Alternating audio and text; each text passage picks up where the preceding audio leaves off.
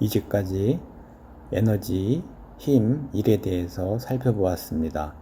그러면 몇 가지 다양한 예를 들어가면서 좀 더 구체적으로 에너지가 어떻게 효율적으로 사용되어서 일이 이루어지는가에 대해서 살펴보겠습니다.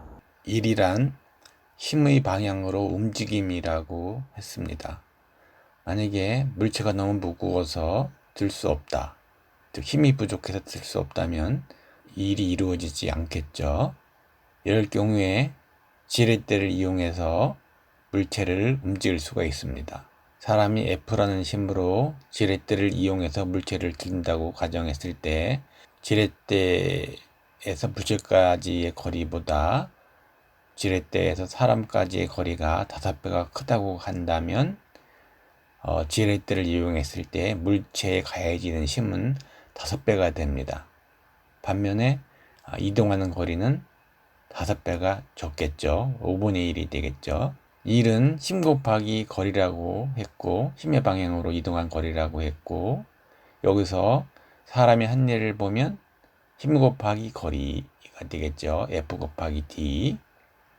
그리고 당연히 물체가 한 일은 에너지 손실이 없다면 힘은 5배가 되고 거리는 5분의 1이 되므로 똑같이 FD가 되겠습니다. 그러면 일의 크기는 똑같은데 지렛대가 한 일은 무엇일까요? 바로 힘의 크기를 크게 한 것입니다. 사람이 들 수 없었던 물체를 들 수 있게 한 것이죠. 그런데 여기서 숨겨진 사실은 바로 사람이 지렛대를 이용해서 물체를 드는 과정에서 물체와 지렛대 등을 조절하느라고 에너지 손실이 발생했다는 것입니다. 그럼 자동차의 엔진은 어떨까요? 자동차 엔진은 열기관의 하나로 내연기관입니다. 내연기관이라는 것은 연료를 폭발시켜서, 폭발이라는 것은 일시 연소시키는 것을 말합니다. 그러면은 연소가스가 확산되게 되고요. 이 운동 에너지죠.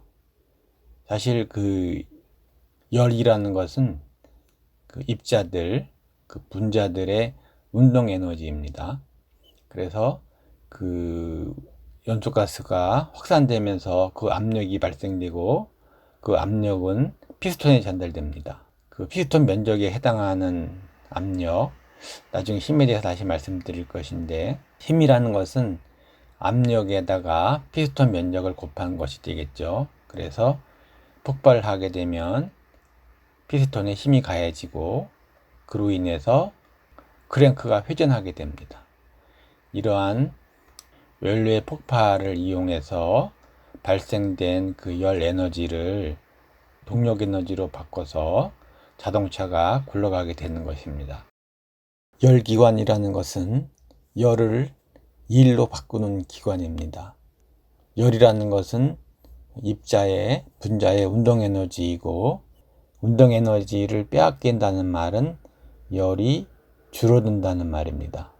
그러므로 열기관에 투입된 열이 식어서 배출되게 되는데 그 차이만큼이 일이 됩니다. 그러므로 이 열기관의 에너지 효율은 투입된 열원분의 1입니다.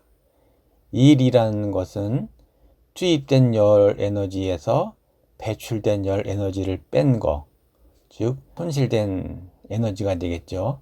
그것이 1이니까 그래서 1 마이너스 투입된 열원 Q1분의 배출된 열원 Q2, 이것이 바로 에너지 효율의 공식이 되겠습니다. 에너지 효율이 1, 즉 100%가 되려면 어떻게 되어야 될까요? 배출 열원이 0이 되면 되겠죠. 사실 이런 것은 가능하지 않습니다. 기체의 그 열 에너지는 온도에 비례한다고 볼 수 있습니다. 열이라는 것은 온도로 나타내고, 온도는 절대 온도로 따지면은 상온은 거의 300도, 300K에 가깝습니다. 자동차 엔진의 효율은 35%에서 40% 정도 됩니다. 동력계통 마찰 손실을 감안하면 평균 28% 정도가 되는데요. 전기자동차 효율은 어떻게 될까요? 전기자동차 효율은 엔진의 효율이 90%이지만 배터리 충방 전 손실이 있어서 평균 75% 정도 됩니다. 이 전기라는 것은 어디서 왔나를 살펴보면은 발전소에서 송전 배전을 거쳐 충전소까지 오게 됩니다. 발전 효율이 35%에서 40% 되고 송배전 손실이 한 3~4% 되는데 여기에 75%이기 때문에 26% 정도가 되어서 일반 내연기관 자동차나 전기 자동차의 효율은 비슷하다고 할 수 있습니다. 단 내연기관 자동차는 시내에서 공회전이 많아서 시내에서는 전기 자동차가 더 유리하고 고속도로에서는 내연기관 자동차가 더 유리하다고 볼 수 있습니다. 그럼 이렇게 효율이 비슷한데 왜 전기차는 연료비가 적게 들까요? 그 이유는 첫 번째, 사용하는 연료의 차이에 있습니다. 전기차는 석탄 및 원자력으로 전기를 생산하기 때문에 원료가 저렴하고, 내연기관 자동차는 휘발유, 경유, 가스 같은 비싼 에너지를 사용하기 때문에 연료가 비싸기 때문입니다. 두 번째로는 세금의 차이에 있습니다. 전기는 세금이 없죠. 반면에 휘발유, 경유, 가스는 세금이 많이 붙습니다. 수소연료전지 자동차는 어떨까요? 수소연료전지차는 전기 생산 효율이 45% 정도 되고 배터리로 인한 손실이 없기 때문에 효율이 40% 정도 됩니다. 매우 뛰어나죠? 문제는 가격입니다.